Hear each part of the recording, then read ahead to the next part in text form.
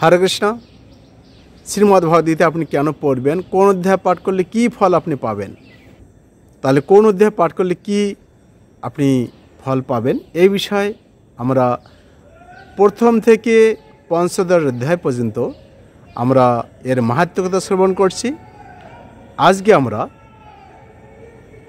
ষোড়শ এবং সপ্তদশ অধ্যায় পাঠ করলে কি লাভ, যে একজন অত্যন্ত পাপী ব্যক্তি সে কিভাবে শ্রী ভগবানের শ্রীপাদ পদ্ম লাভ করতে পারে এবং অত্যন্ত ক্রূর হিংস্র পশুকেও সে দমন করতে পারে। তা আজকে আমরা এ বিষয়ে জানব। তো আমরা এখন ষোড়শ অধ্যায়ের মাহাত্ম্য কথা আমরা শ্রবণ করব, যেটি শিবজি স্বয়ং পার্বতী দেবীকে তিনি তুলে ধরেছেন। অধ্যায়ের মাহাত্ম্য শ্রীমদ্ ভগবদ্ গীতা আমরা পঞ্চদশ অধ্যায় পর্যন্ত আমরা পড়ছিলাম। এখন ষোড়শ অধ্যায় পাঠ করলে কি লাভ। দেব শিব বললেন, প্রিয় পার্বতী, এবার শ্রীমদ্ ভগবদ্গীতার ষোড়শ অধ্যায়ের মাহাত্ম্য বলছি, শোনো। গুজরাটের সৌরাষ্ট্র নগরে সুরাট খড়গবাহু নামে এক রাজা রাজত্ব করতেন। তিনি স্বর্গরাজ ইন্দ্রিয়ের ন্যায় ও আভিজাত্য সহ সেখানে বাস করতেন। অরিমর্দন নামে তার একটি উন্মত্ত হস্তি ছিল। মদগর্ভী হাতিটির ললাটের উপর উভয় পার্শ্ব থেকে কামরস নির্গত হতো। একদিন হাতিটি ক্রোধের বশে শিকল ছিঁড়ে হাতিশালা ভাঙতে শুরু করে দিল। এরপর এদিক সেদিক দৌড়ে উন্মত্তভাবে নগরবাসীদের তাড়া করল। প্রত্যেকেই পরিমরি করে দ্রুত পালাতে লাগলো। সঙ্গে সঙ্গে মাহত রাজাকে খবরটি জানালো। রাজা রাজপুত্রদের সঙ্গে নিয়ে হাতিটিকে দেখতে গেলেন। রাজা খড়গবাহু পাগলা হাতিকে বশ করার কৌশল জানতেন। রাজা পৌঁছে দেখলেন যে হাতিটি উন্মত্তের ন্যায় ছুটছে। অনেক লোক পদপিষ্ট হয়েছে এবং অনেকে হাতির হাত থেকে বাঁচার জন্য এদিক ওদিক ছুটাছুটি করছে। এই বিশৃঙ্খল অবস্থায় মধ্যে রাজা দেখলেন একজন ব্রাহ্মণ সরোবরে স্নান করে শান্তভাবে রাস্তা দিয়ে হেঁটে আসছেন। অনুচ্চ কণ্ঠে তিনি গীতার ষোড়শ অধ্যায়ের প্রথম 3টি শ্লোক আবৃত্তি করছিলেন। আর শ্লোকের প্রথম শব্দটি ছিল অভয়ম।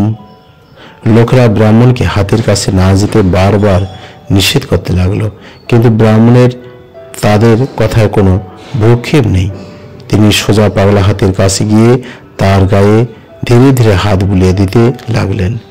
ব্রাহ্মণকে তার দিকে আসতে দেখেই হাতিটি সমস্ত ক্রোধ হারিয়ে শান্ত হয়ে শুয়ে পড়ল। কিছুক্ষণ হাতিটিকে হাত চাপড়ে আদর করার পর ব্রাহ্মণটি ধীর গমনে সেখান থেকে চলে গেলেন। রাজাও শহরবাসী এই বিস্ময়কর ঘটনা পর্যবেক্ষণ করে আশ্চর্যান্বিত হয়ে গেলেন। রাজা সোজা গিয়ে ব্রাহ্মণের পায়ে পড়ে বললেন, এই সৌম্যভাব ও বিস্ময়কর শক্তি অর্জনের জন্য আপনি কিরূপ তপস্যা ও পূজা অর্চনা করছেন? উত্তরে ব্রাহ্মণ বললেন, আমি প্রতিদিন শ্রীমদ্ ভগবদ্গীতার ষোড়শ অধ্যায় থেকে কয়েকটি শ্লোক আবৃত্তি করি। দেব শিব বললেন। রাজা সেই ব্রাহ্মণকে তার প্রাসাদে আসতে অনুরোধ করলেন। তিনি তাকে 100 স্বর্ণমুদ্রা দান করলেন এবং শ্রীমদ্ ভগবদ্গীতার ষোড়শ অধ্যায়ের শ্লোক আবৃত্তির নির্দেশ দিতেই সেই পবিত্র ব্রাহ্মণকে অনুরোধ করলেন।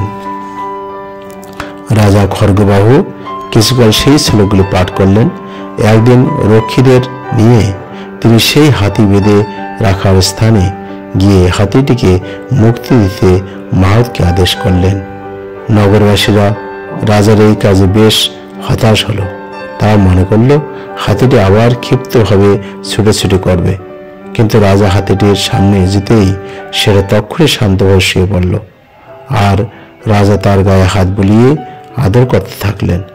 এরপর রাজা প্রাসাদে ফিরে এসে তার পুত্রকে সিংহাসনে বসিয়ে বনে গমন করলেন।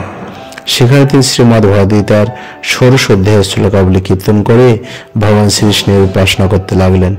অচিরেই তিনি ভগবান শ্রীকৃষ্ণের শ্রীপাদ পদ্ম লাভ করলেন। কোনো ব্যক্তি সে যতই পাপী হোক শ্রীমদ্ ভগবদ্গীতার 16 অধ্যায় পাঠ করলে অতি সত্বর রাজা খড়গবাহুর মতো ভগবান শ্রীকৃষ্ণের পাদপদ্ম লাভ করবেন। তাহলে আমরা 16 অধ্যায়ের মাহাত্ম্যকথা শ্রবণ করলাম যে একজন রাজা তিনি কিভাবে একটি হাতিকে সে বশ করছিল, অর্থাৎ এক ব্রাহ্মণ সে মত্ত হস্তিকে পর্যন্ত সে বধ করতে পারে। একমাত্র কি আমাদের মন মত্ত হস্তির সঙ্গে তুলনা করা হচ্ছে।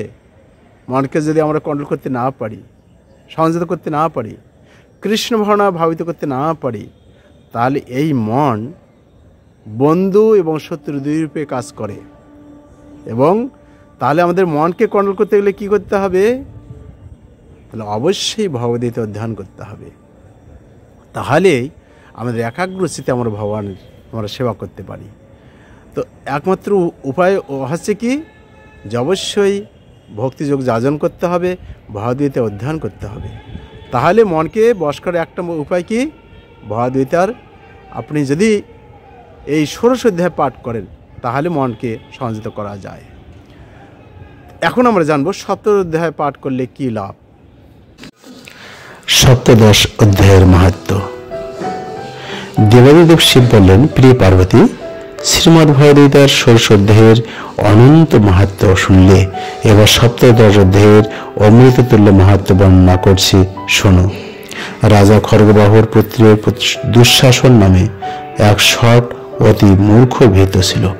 দুঃশাসন একদিন রাজা খড়গবাহুর পোষা হাতির পিঠে চড়তে পারবে বলে রাজকুমারের সঙ্গে বাজি ধরল। লাফিয়ে হাতির পিঠে চড়ে কয়েক পা যাওয়ার পর সমবেতা জনতা তাকে সেই ভয়ঙ্কর হাতিটিকে না চড়তে অনুরোধ করতে লাগলো। কিন্তু মূর্খ দুঃশাসন হাতিটিকে অঙ্কুশের খোঁচা মারতে শুরু করলো, আর সেই সঙ্গে রূঢ় বাক্য দ্বারা তাকে উত্তেজিত করে তুলল। হঠাৎই হাতিটি প্রচণ্ড রেগে গিয়ে উন্মত্তের ন্যায় এদিক ওদিক দৌড়াতে লাগলো। হাতির পিঠ আঁকড়ে ধরতে না পেরে দুঃশাসন মাটিতে পড়ে গেল। হাতিটি তাকে পদপিষ্ট করে মেরে ফেলল। তারপর হাতি হয়ে সিম্বলদ্বীপের রাজপ্রাসাদে সে দিন কাটাতে লাগলো। সিম্বলদ্বীপের রাজা খড়গবাহুর খুবই অন্তরঙ্গ বন্ধু ছিল। একদিন সিম্বলদ্বীপের রাজা তার বন্ধু রাজা খড়গবাহুকে হাতিটির পটকন হিসেবে পাঠালেন। তিনিও পালাক্রমে হাতিটিকে এক কবিতা শুনিয়ে তুষ্ট হয়ে তাকে দিতে থাকলেন। পালাক্রমে হাতিটিকে এক কবির কবিতা শুনে তুষ্ট হয়ে তাকে দিয়ে দিলেন। এরপর সেই কবি 100 স্বর্ণমুদ্রার বিনিময়ে মথের রাজাকে বিক্রি করে দিলেন। কিছুকাল পর হাতিটির চরণ রেগে আক্রান্ত হল। সে পান আহার ছেড়ে দিল।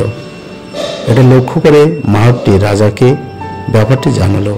সবচেয়ে ভালো ডাক্তারদের নিয়ে রাজা হাতিটিকে দেখতে গেলেন। হাতিটি তখন রাজাকে অবাক করে দিয়ে কথা বলতে শুরু করলো। হাতিটি বলল, হে প্রিয় মহারাজ, আপনি খুবই ধার্মিক এবং বেদের একনিষ্ঠ অনুসারী। আপনি সর্বদাই ভগবান বিষ্ণু শ্রীপাদপদ্মের পূজা করেন। তাই আপনি খুব ভালোভাবেই জানেন যে এ সময় ডাক্তার কবিরাজের কোনো ঔষধ তার কাজে আসবে না। মৃত্যুর সময়ে দান ধ্যান বা হোম যজ্ঞের কোনো কাজ হবে না। আপনি যদি আমার যত্ন নিতে চান বা আমাকে সাহায্য করতে চান, তবে এমন কাউকে নিয়ে আসুন যিনি প্রতিদিন শ্রীমদ্ ভগবদ্গীতার 17 অধ্যায় পাঠ করে আমাকে শোনাতে পারবেন। হাতিটির অনুরোধ ক্রমে রাজা মহান ভক্তকে নিয়ে এলেন। ভক্তটি প্রতিদিন নিয়মিত শ্রীমদ্ ভগবদ্গীতার 17 অধ্যায় পাঠ করতে লাগলেন। এমনকি পাঠ করার সময় ভক্তটি হাতির গায়ে পবিত্র বায়ু সেচন করলেন, আর তখনই হাতিটি দেহত্যাগ করে ভগবান বিষ্ণুর ন্যায় চতুর্ভুজ রূপ লাভ করল। তখন তাকে বৈকুণ্ঠ লোকে নিয়ে যাওয়ার জন্য পুষ্পরা দেশে পৌঁছালো। রথে আরোহণ করার পর রাজা তার কাছে তার পূর্বজন্মের কথা জানতে চাইলেন। দুঃশাসন রাজাকে সব কথা খুলে বলে বৈকুণ্ঠে চলে গেল। এরপর থেকে নরশ্রেষ্ঠ মল্লপতি প্রতিদিন নিয়মিত শ্রীমদ্ ভগবদ্গীতার সপ্তম অধ্যায় পাঠ করতে লাগলেন। অল্পকাল পরে তিনি ভগবান শ্রীকৃষ্ণের শ্রীপাদ পদ্মে লাভ করলেন। তাহলে আমরা ষোড়শ এবং সপ্তম অধ্যায় পাঠ করলাম। এই অধ্যায় যদি কেউ পাঠ করে তার কি ফল হতে পারে, তো আমরা নেক্সট অষ্টাদশ অধ্যায় আমরা পাঠের মাহাত্ম্য কথা শ্রবণ করব নেক্সট ভিডিওতে। তো আপনারা প্রথম থেকে ধারাবাহিকভাবে আমরা সপ্তদশ অধ্যায় পর্যন্ত এ পর্যন্ত কমপ্লিট করছি। আপনারা অন্যদেরকে শেয়ার করে জানার সুযোগ করে দিতে পারেন এবং কি আপনারা পূর্ববর্তী ভিডিওগুলো আপনারা দেখতে পারেন। তো আমরা অষ্টাদশ অধ্যায় আমরা এর নেক্সট ভিডিওতে আমরা আলোচনা করব। তো ভগবত গীতা কত অমৃতময় কথা, হ্যাঁ, যে ভগবান এটি তো গাইড বুক স্বরূপ দিয়েছেন আমাদেরকে, তার সঙ্গে কোন অধ্যায় পাঠ করলে কী ফল হতে পারে সে বিষয়ে শিবজি পার্বতীকে তুলে ধরছেন। তো আপনারা নিজেরা অনুশীলন করবেন, অন্যদেরকে উৎসাহিত করবেন। কোনো কিছু প্রশ্ন মন্তব্য থাকলে আপনারা কমেন্ট করবেন। ধন্যবাদ। হরে কৃষ্ণ।